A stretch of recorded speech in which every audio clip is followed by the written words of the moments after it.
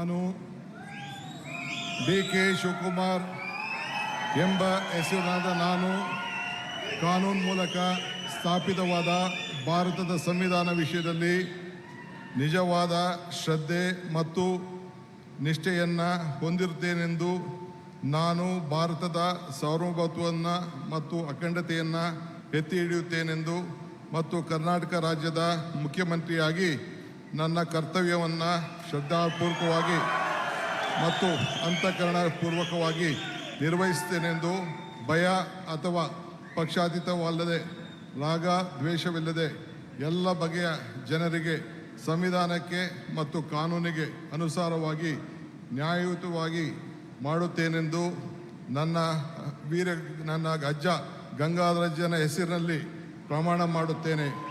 ಶ್ರದ್ಧಾಪೂರ್ವಕವಾಗಿ ಪ್ರತಿಜ್ಞೆಯನ್ನು ಮಾಡುತ್ತೇನೆ. ಮಾನ್ಯ ಮುಖ್ಯಮಂತ್ರಿಗಳು ಈಗ ಪ್ರಮಾಣ ವಚನಕ್ಕೆ ಸಹಿ ಮಾಡಲಿದ್ದಾರೆ.